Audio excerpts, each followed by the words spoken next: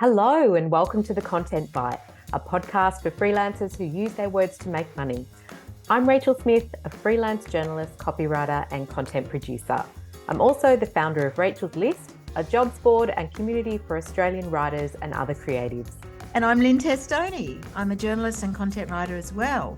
Rachel and I are your weekly co-hosts, and every week we bring you all kinds of tips, tricks and some fabulous guests to help you make the most of your freelance business. On the Content Byte, we love an automation. Oh, we so do. We so do. Anything that saves us time is awesome, which is why I loved Rounded. It tracks invoices, so I don't have to remember who's paid me or who needs chasing up. And I was wasting so much time on admin, literally hours every week. And now it takes me about 2 minutes to send an invoice. I also really love the gamification of Rounded. You can look on the interface and look at all the little pie charts. You set your targets. Set your targets. It's amazing. So yeah, big thumbs up. And if you're a gold member of Rachel's List, you're also in luck because you can save 20% on any annual Rounded plan, and see the show notes for details.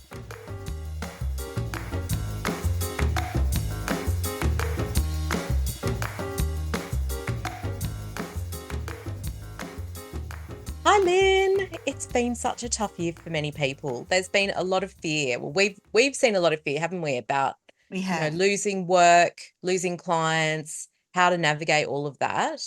And this is a lot of what we're covering in the summit this year as well, how to build that sustainable business. Yeah, because I think it's really important to be positive and encourage people to build a sustainable and successful freelance business, because there's too much negativity out there.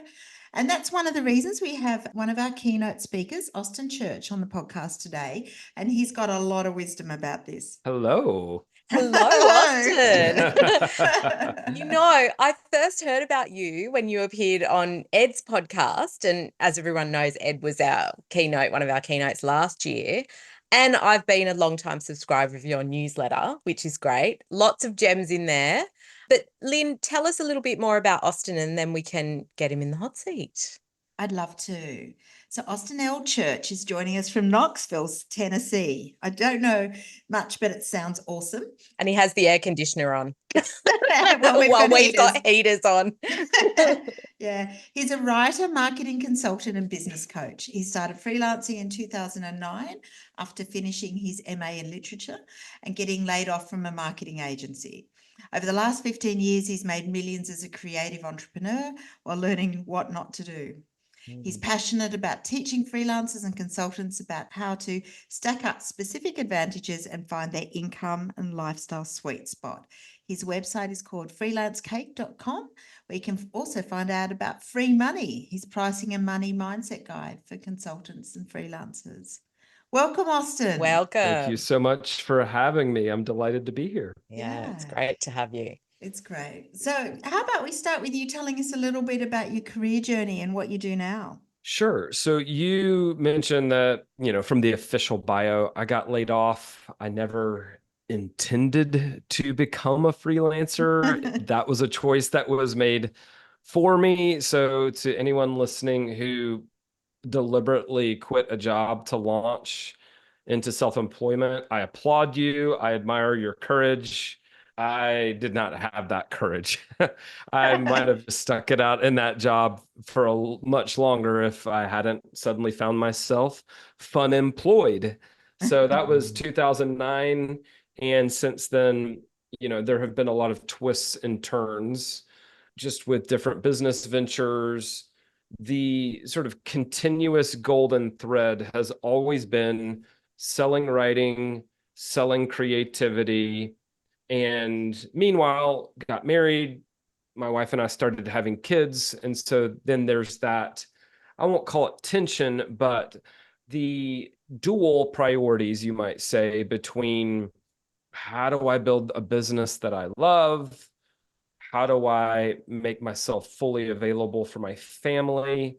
And so I think those values are part of what landed me in what I'm doing now, which is I do a lot of coaching with other freelancers who I would say have similar values, are in it for the lifestyle as much as the income and financial upside. And so that's one half of the business. That's the freelance cake side. The other side is the marketing advisory, the growth work. And so I'm still out there in the market, quoting projects, winning projects, or losing some projects, not getting some, so I think it's good to be in the thick of it and then to turn around and teach about it. Yeah. That's definitely a thing we see, isn't it? Like some coaches end up turning their back on actual being in the trenches themselves and just coaching. Whereas, yeah, I run Rachel's List, and so I'm sort of still in the trenches as a freelancer. And yeah, I think I prefer that, having, still having a foot in that camp. Definitely. Mm-hmm. It's enriching at the very least. And enriching can also mean really, really frustrating depending on the day or the week when there is that project that you really wanted. Maybe you even believed that you needed it. And then when it doesn't come through and you have to deal with your own emotions, all that's just part of the life. I think it keeps you grounded too, though, doesn't it? It does. I mean, because otherwise, if you've been in it a long time, it's easy to forget what it was like when you had no clue what you were doing, and like I said, I was pushed forcibly out of the 9-to-5 nest. I didn't self-identify as a freelancer, still very much felt like a poet and fiction writer who'd been set adrift in the business world. And so I did not have a lot of confidence, had a lot of insecurity, and I do like being grounded so that I can talk to my people and encourage them and tell them when some of what they're experiencing is quite normal, and to keep going. Absolutely. Well, look, as we mentioned before, you're joining us for the summit. We are so thrilled to have you flying in for that. So tell us what you're most looking forward to about that trip. So the last time I was in Sydney was in 2004, and I wow. loved living there, So I'm just excited to see the city again. I'm excited to meet the two of you. Every interaction and conversation we've had has just been so lovely. And so feels like, I get to meet these internet friends in person for the first time. Always fun. Always fun. And then I am so energized by being around people, my peers and my colleagues, writers and journalists, and just like the incredible sort of temporary mastermind or think tank that happens at a conference. So I always find it very uplifting, encouraging, energizing to just be around other people who actually understand what it is that I do. Because I think we all know what we do, but like other people are still like confused by what a freelancer is, even what a consultant is. Yeah, it's a massive buzz, isn't it? That's what we got from the last conference. It was just this 2-3 days sort of buzz, and it continued on. You were on this high for so long and implementing stuff you'd learned and all of that. So that's right. Wonderful to meet your tribe. That's what we said. Yeah, absolutely. People that do what you do and understand, as you say. Yeah. I love your newsletters. I get them all the time. I actually get them via LinkedIn as well. What I love about them is the whole idea about the philosophy of doing well financially while not working as hard, because I think certainly I've got, and I think a lot of freelancers who've been doing it for a while, get to the point where they're earning quite well, but they're also nearing burnout and you're doing too much. I need that. So tell us about that philosophy. Yeah. So I made 6 figures the first time the wrong way. I call it the keep grinding approach, where if you put time in, you get money out. I don't know that it's a strategy per se, but that's kind of what happened. Like this business grew up organically around me, and I was good at writing and good enough at project management and personable, and my clients could tell I genuinely cared. So they tended to stick with me. I didn't lose many. And over time, this business kind of grows up around you. But if I were to, let me put that against the bigger context of kind of my financial situation at the time, I remembered and knew acutely what it was like to not have hardly any money. And so I made a habit of saying yes to almost everything, which maybe if you really need the money is a good habit. But there eventually comes this point in time where the earning has become more consistent, and it's time to become more strategic in what you say yes and what you say no to. But I was still like compulsively saying yes to everything again because it's a habit. So there's only one place that compulsive yes habit takes you, and that is burnout land. Yeah. And I burned out really hard, and that was confusing, disorienting for me because I've always been driven, had a lot of energy, would hop out of bed in the morning, ready to go. And so when I see other freelancers who are in a similar situation where the money's decent or even great, but it's sort of like the proverbial frog being boiled, where the temperature has increased by degrees, where they don't realize that they're working at an unsustainable pace. And burnout is something that feels kind of distant until you've already crossed the border. Yeah.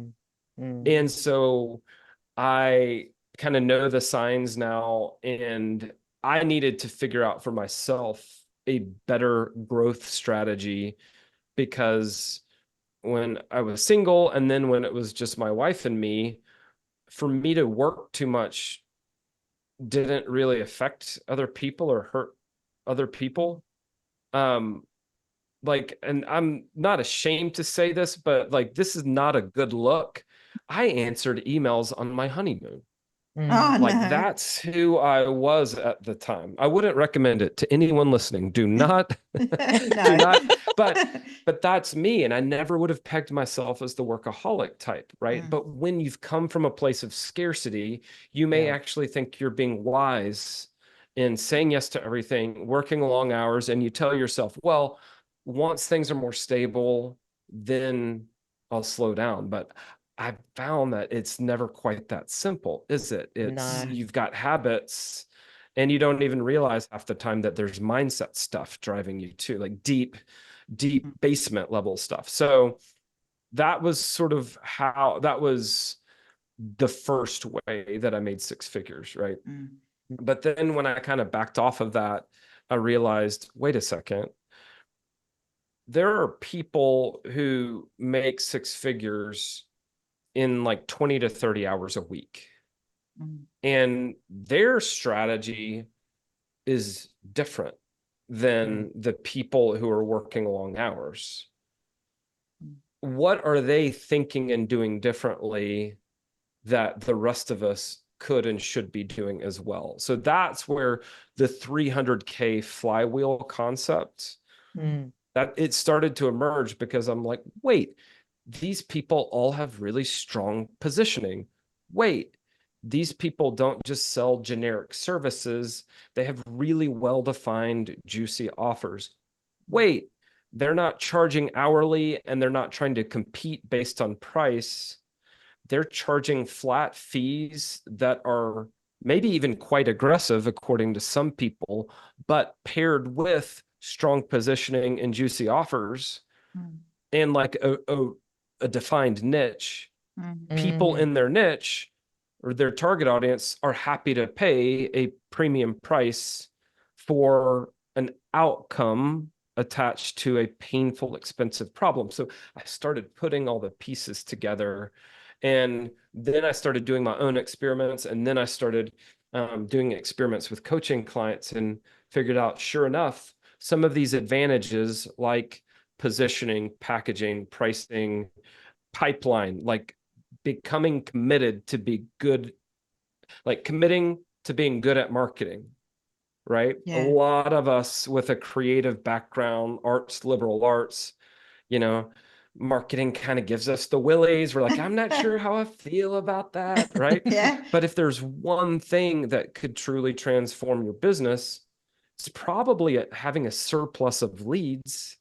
Well, the only way you're going to get a surplus of leads is if you have that always be marketing practice. So I just started putting all the pieces together, putting that into a framework, like implementing that framework with people, seeing the results and realizing like, oh, this is teachable, this is shareable. And gosh, it sure would be nice if more people were building a business this way instead of with the keep grinding approach. Yeah. You know, I've actually gone back to your 300 flywheel article that you wrote over and over because there's just so much in there to digest, you know. But something that I'll always remember is, you know, I think a lot of it is very big on delegation and, you know, outsourcing, right? But there's a passage in there where you say, you know, something like if you spend an hour farting around with $10 tasks, that's an hour that you could be getting paid a lot more. Or I can't remember how you phrased it exactly, but that really stuck with me. And I thought, yes, like all this crap that we do and the admin and all the little things that add up, you know, you think it's not going to take that long to do that, but it takes you an hour or 40 minutes or something like that. So talk to us about how that part fits into the flywheel. So I think it's important to mention that there's a paradigm shift here. Yeah. Right. I came from this graduate program in creative writing where the amount of control I exerted over my craft was something I took great pride in. And then later, when I'm selling copywriting and content, you know, my belief is, well, people are paying me for my hands-on involvement. I'm being paid for how much control I exert. And there are some rewards with that early on, right? And so it's not as simple as coming in and telling people, well, hey, you know, you need to start delegating, because a lot of us get to where we are through this white knuckled grip on the work. So there's that paradigm shift of, hey, someone out there would be delighted to take over your inbox management, calendar management. They can probably do online research better than you. Certainly, they're going to be more diligent in data entry because this is their zone of genius. Yours is with writing. I get that, but you don't have to be the one to pull together all the sources, right? Like, so when you actually start to believe in other people's competence and capability more deeply, suddenly you're like, oh, wait, like, I need to spend more time in my zone of genius. And the only way I'm going to be able to do that is to find someone whose zone of genius is all the things I don't really care to do anyway. So once you can kind of get through that paradigm shift and start to loosen that white knuckled grip just a little bit, then it becomes possible to spend a lot more of your time doing things that you really enjoy. Like you're in your zone of genius more hours in the day. And here's the humbling thing. Once you do delegate effectively, usually your clients get a much better experience overall. So like, imagine if you had someone who was prepared to send a status report to every single client every single Monday. And you didn't have to be the one to write those emails because you've developed a template and maybe you do a check-in with your assistant or who, anyway. So all sorts of possibilities open up in our lives when we bring on more support. Yeah. That's interesting because you do also hit a bit of a financial ceiling when it's just you and the business and you're doing everything. And as you say, it's such a straight road to burnout. And I do think that you burn out quickly or more easily if you're doing stuff you don't like. or you're not good at. Yes. Yes. That's Yeah. an incredible insight, Lynn. Yeah. Okay. The question is, how do we develop processes to get us on that flywheel? Because I think I want to be there. So I typically recommend that people start with positioning, right? Because Yeah.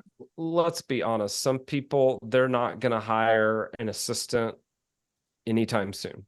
Yeah. So they need to kind of start with some of the advantages represented in the flywheel that don't require making a hire, right? So positioning is a big one. And what I mean by positioning is, how do I make myself the easy, obvious choice with my dream clients? So define who your dream client even is. You know, what is their niche, their industry, their market? What are they in, right? And then what type of work do you do for them? What outcomes? So who, what, and then how? How do you do it? How are you uniquely capable or uniquely talented? And I'm not just talking about, oh, I've always been praised for my writing skills. It might be like, there was this one woman in a program I ran who had a 3rd-degree black belt in Taekwondo. And so when it came time to put together her offer for, it was crisis management. She was a crisis management consultant. When she said, I have a 3rd-degree black belt in Taekwondo, I'm good under pressure, and then she's putting herself forward as a crisis management consultant, you can see how being a black belt kind of reinforced her value, right? Oh, Yeah. wow, you probably are good under pressure if you've had several decades worth of training in the martial arts, right? So what makes you you? And when you bring that to the table, I call it a table for one, that type of positioning, like no one else can sit at that table, right? Yeah. So that's, especially as the market has gotten more competitive, as AI has affected like what clients are willing to pay and even what they hire for. Like there are all these sort of shifts in the market. That's when you should really look at your table for one positioning. And it's not even like that takes so much work. So that's always where I recommend people start. Then I'll say, hey, make sure you have smart, strategic, sustainable prices, and also have juicy offers. Not just, hey, I'm a copywriter, but what is that one project that you can knock out of the park? And if you do that type of project for this very specific client and you deliver these 4 outcomes, and here's what those outcomes can mean for them, then you're getting into a juicy offer that is just so different from copywriting or, personal interest stories. And like, no one can keep up with you. You don't compete against anyone really if you dial in your positioning, your packaging, and your pricing. That's what's going to make you stand out. Yeah, packaging. So your juicy offers are your packages essentially. Yes. But, and I use the word packaging because packaging can increase the perceived value, right? The messaging that you use to communicate about the outcomes you deliver. I'll sometimes talk about iceberg lettuce and how if you were to go buy a head of iceberg lettuce, at least in the United States, you might pay $1. It's not, iceberg lettuce isn't expensive. So why is it that if some machine shreds it and then you put it in a plastic bag, now that same head of lettuce costs $3? You've changed the packaging, which increased the perceived value. So a lot of us are delivering incredible value to our clients, but we haven't slowed down and taken a step back and said, how do I package this? What does the messaging need to be? Here's another funny example, right? food preparation or food service. Not all that enticing. But when I package that as a romantic dinner for two, served al fresco on the beach, it's a prefix menu, 7 courses. The chef went to culinary school in France, has won multiple awards, and you can do the wine pairing. The wines were picked out by our master sommelier. That's packaging, right? Yeah. It's still I love food that. preparation. Yeah. So it's like, are you selling food preparation, or are you selling this once in a lifetime romantic dinner on DY Beach, Yeah. north of Sydney, you know? You've been doing your research. That was where I caught my very first wave. Oh, And I think very last wave too. I was not gifted as a surfer. I'll put it that way. Oh my gosh. Well, I wanted to just go back a little bit, because you mentioned before, you know, a lot of people listening won't be thinking about, say, hiring a VA or anything like that. But what if you are? Because I know that the minute I started outsourcing, especially for Rachel's List, the business completely changed, you know, in incredible ways. It started, you know, growing in different ways. I definitely could stop doing that white knuckling thing that you talk about. And I've recently got a VA for my own business. But how did you start? Because we know we've talked to your VA before on email, and she's great. Did you start sort of slowly and then start to realize, well, hang on, she's doing great at this. Maybe I could give her this, and maybe I could give her that. And did the hours slowly increase, or how did you work it? Great question. So the way I typically work it, and what I recommend to my coaching clients, is that you start with a time audit, and you just write down how you currently spend time. And once you just have a list of things that you do during any given day, any given week, do it at least 5 work days, right? But once you have essentially a bullet point list, you can organize those and say, okay, which of those are high frequency and happen a lot? Which of them are low frequency and don't happen all that often? And once you have the high frequency bucket, oh, these just happen a lot, then you can sort them further and say, which of these happen a lot and are what I would call high leverage, meaning I'm really good at this. It directly produces revenue for my business, or I simply enjoy it. Like, I could find someone else to write my freelance cake newsletters, but I just enjoy it. So even though it happens every single week, because I enjoy it and I'm good at it, I've held on to it thus far, right? Yeah. What I recommend people delegate first are the high frequency, low leverage tasks. What happens a lot, but you're not particularly good at it, you don't enjoy it, or it doesn't really generate revenue. So bookkeeping tends to be one for a lot of people.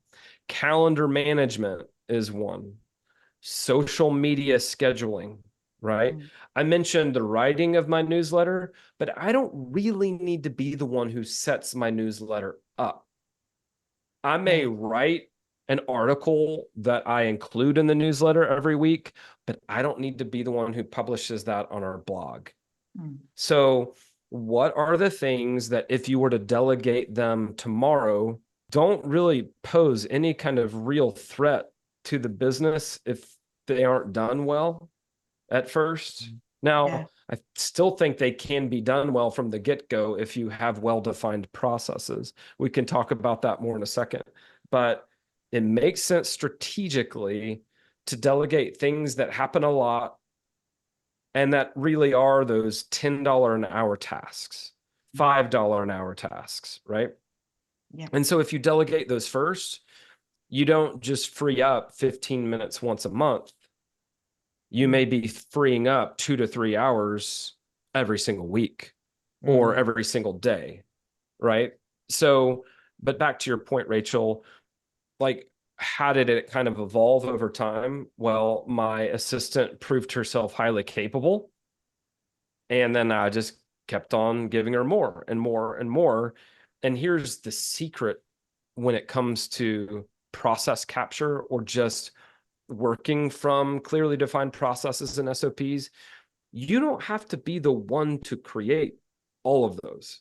Like once you have someone reliable, like, hey, I'm going to record a video of me setting up my ConvertKit email newsletter.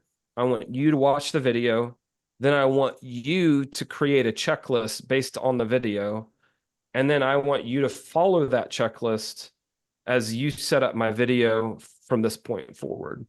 So I have found, and I think you were saying this too, Rachel, I've found that a lot of the tasks that I really didn't enjoy and were just obligatory in my business, my assistant does them better than I ever did.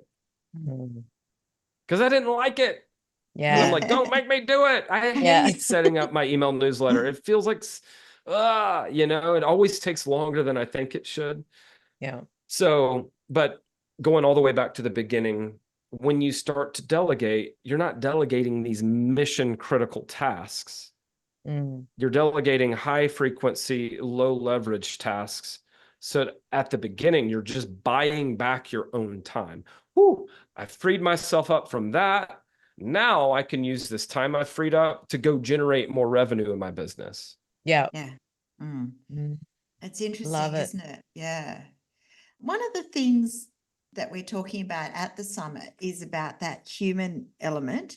I mean, I guess one of the things I worry about delegating things is that so many people secure me for the business because of me and because of the way I write and the communication. So how do you manage that sort of with your clients? You know, they say, oh, I want to deal with Lynne, and they don't want to deal with a assistant or a VA or whatever. Once people have dealt with my assistant, I don't know that they care to deal with me anymore.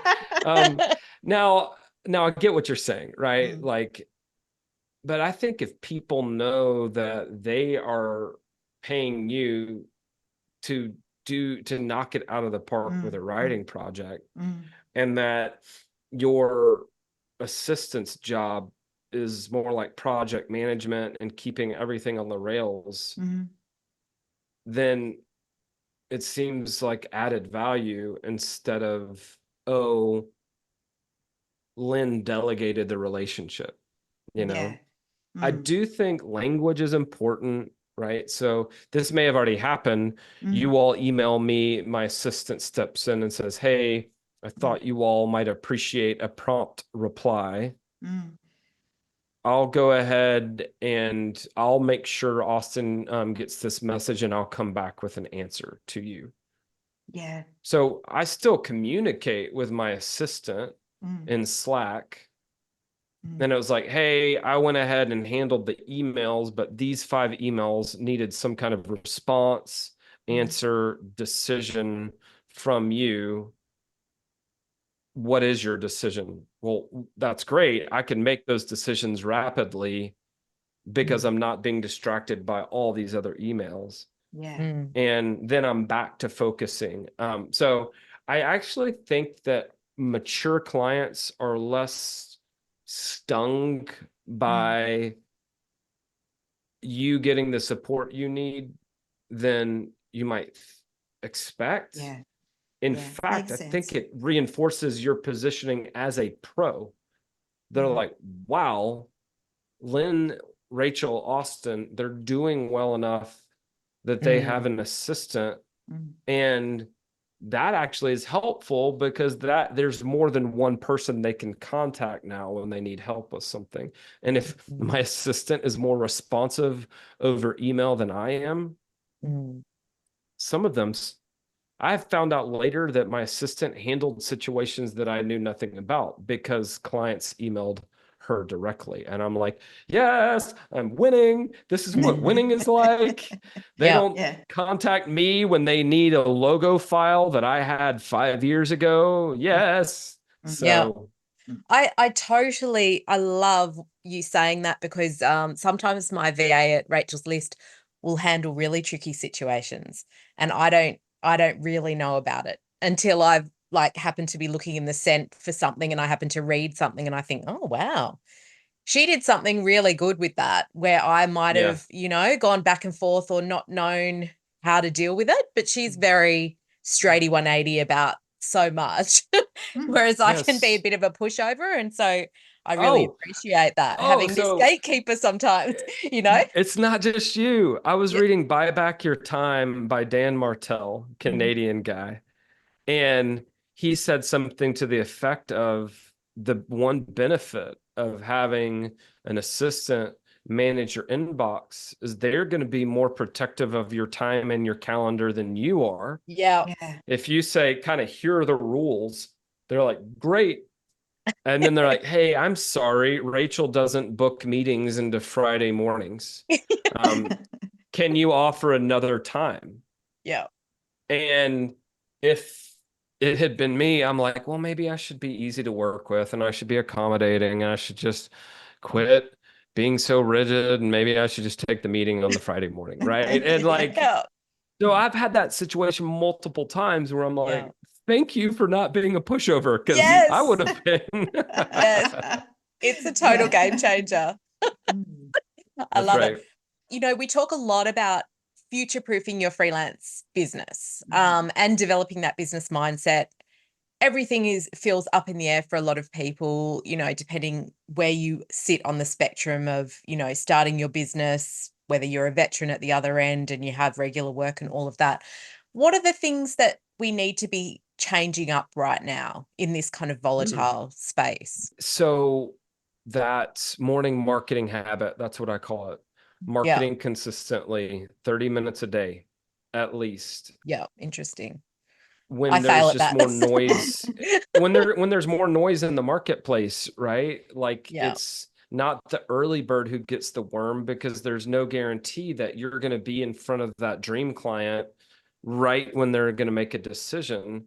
So, Yeah. but if you have that presence online or in their inbox or wherever they hang out most often, then you increase the odds that you are right there Yeah. when they're ready to make a decision. Second thing that comes to mind is, and I teach a program about selling strategy, planning, and like diagnostic work as a standalone offer. I teach that program with Ed Gandia. And that's something that was incredibly pivotal for me in early 2016.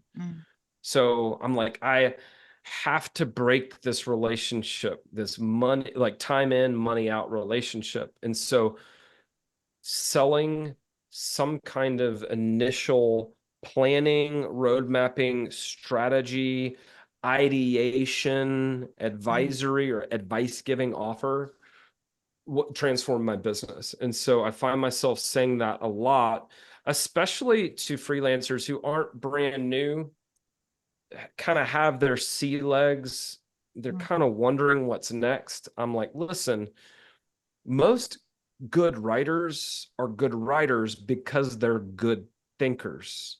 Yeah. So if you're a good thinker, there's no reason with a few tools and frameworks, there's no reason you can't sell the thinking itself apart from any writing you may do. And so in kind of a choppy market, start moving up the value stream, start selling thinking and not just doing. And there are a bunch of different ways that you can sell that. You could sell workshops. I sell a 1-day brand sprint. So it's kind of like a VIP day combined with a specific type of work that I'm trained in, which is brand development, right? So that would be number 2 is what is your initial offer? Do you have a way to get paid for the way you think and get paid to give advice? Because someone out there would be delighted to have a thought partner. Yeah. And for it to be you, if you are in the right place at the right time. Right. And then the third thing that I think has become even more important is managing your mindset. Because I was writing about this last week, so it's been top of mind. But do you have a deliberate recovery ritual? because if you get a gut punch, it's a project that you were counting on, and then it doesn't come through for whatever reason. Like I know early on, youngish freelance Austin had a tendency to sulk a little bit, maybe pout a little bit. And I believe in giving space to feel whatever you're feeling, but how quickly you bounce back from disappointment in your freelance business is like that bounce back time is of critical importance. Because if you're like, yep, for an hour, I let myself be disappointed, but then I was like, you know what? Time to kind of get back on the horse. Yeah. That deliberate recovery ritual will ensure that you continue to put yourself out there and make things happen.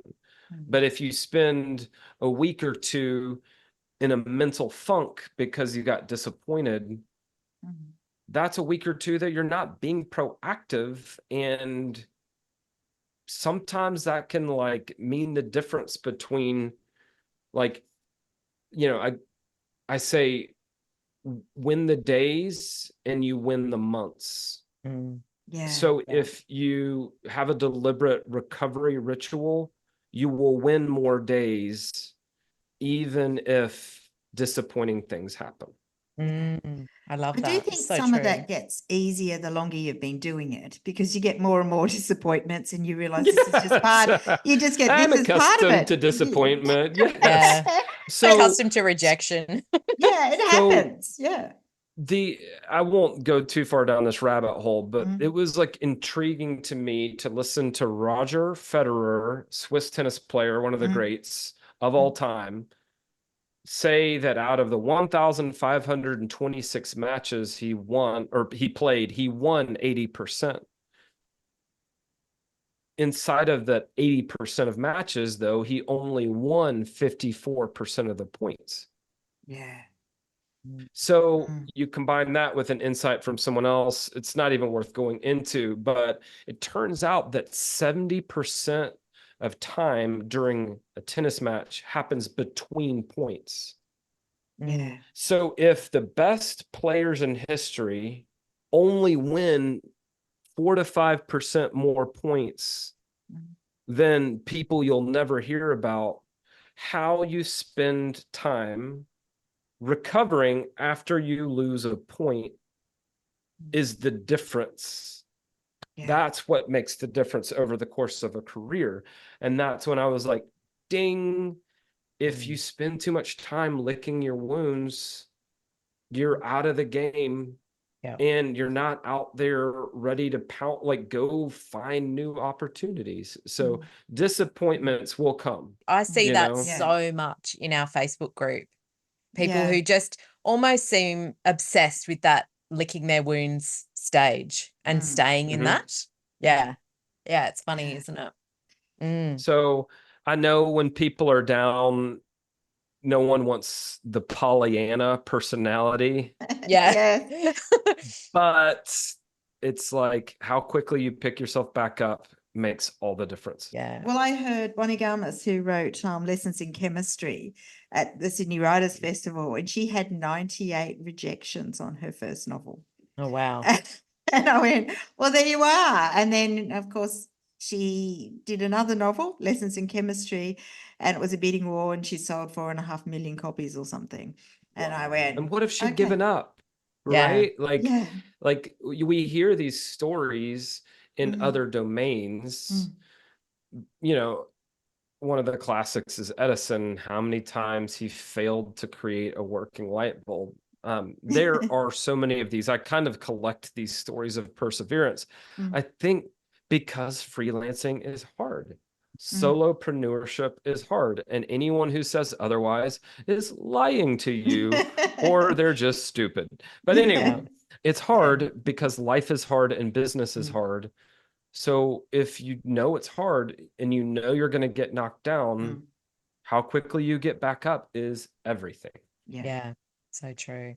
So let's talk about your keynote address, because we'd love to talk a bit and get everyone excited for the summit, because it's all about pricing for life. So I love this idea. Do you want to just give us a bit of an overview, a bit of a taste? Yes, I have some bad news, and that is it's really a talk about identity and not pricing. We were talking about mindset, right? And some of the folks listening who are writers have probably had that experience where they stumbled across somebody else's work and they thought, this is drivel, like this isn't very good. And then maybe you even find out how much they charged for it.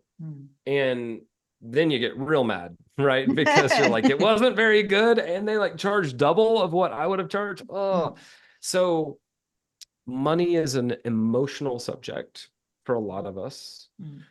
And things aren't worth, we don't charge a fixed amount for a blog post or a story or anything like that. Like what people will pay changes based on the perceived value. Perceived value changes based on your perceived expertise.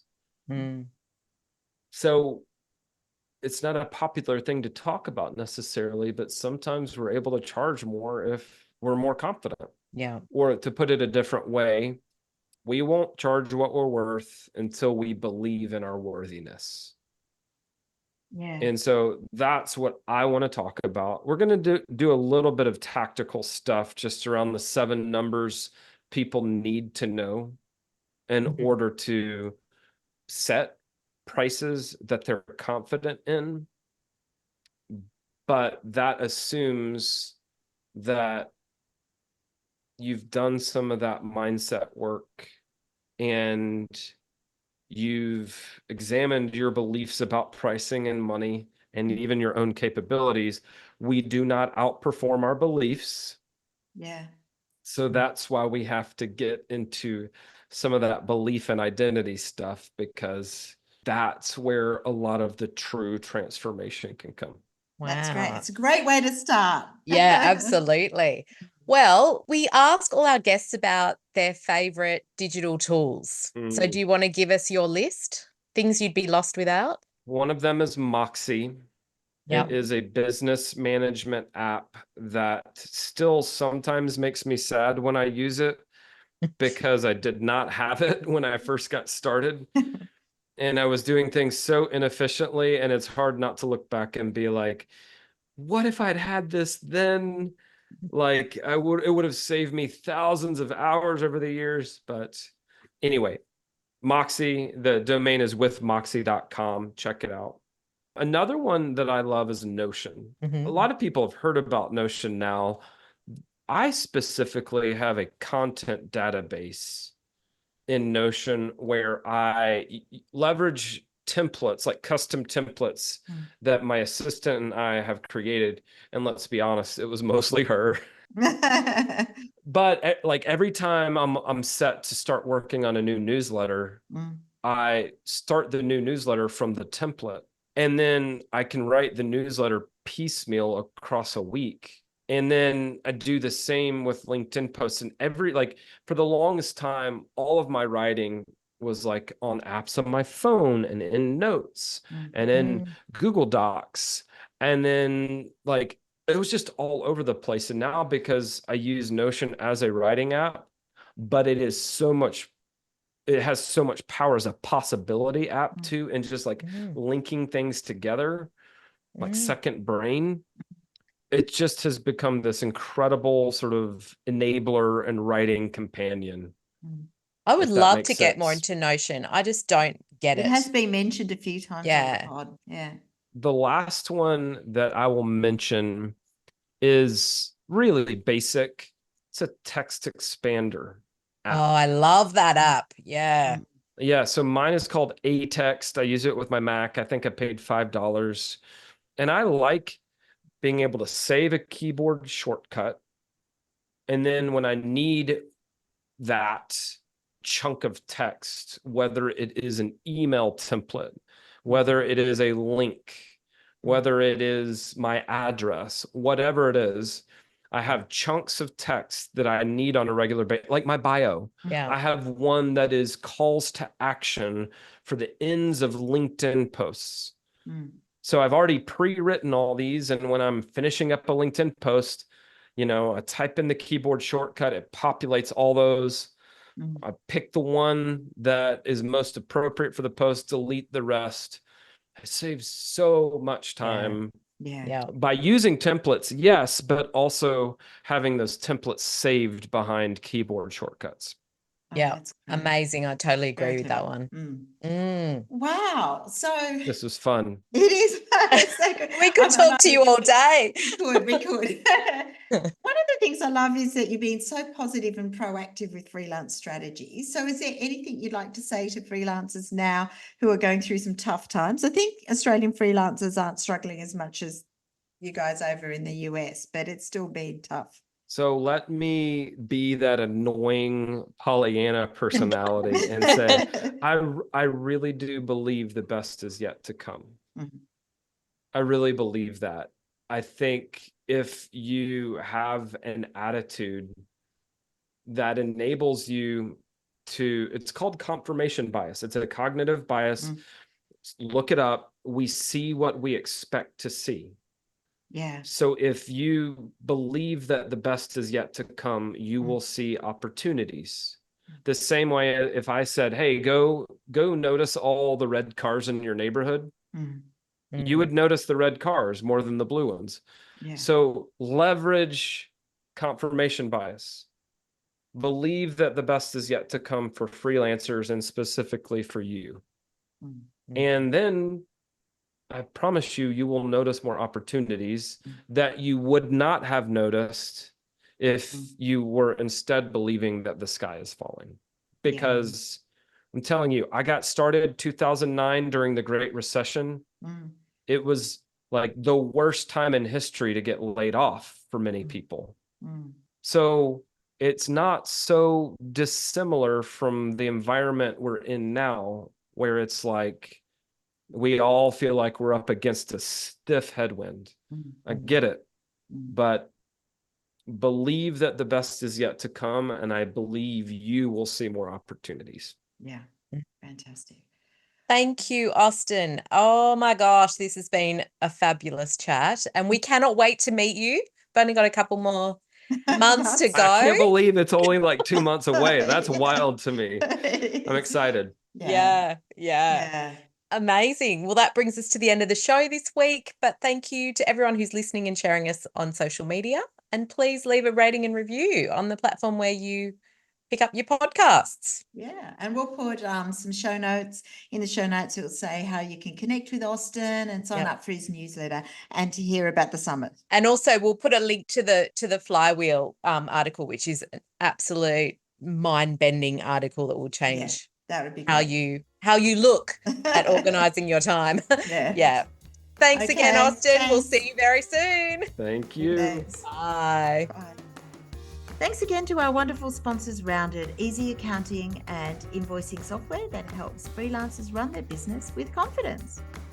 And don't forget, if you're a gold member of Rachel's List, you can check your welcome emails for an exclusive discount code on the annual subscription rate.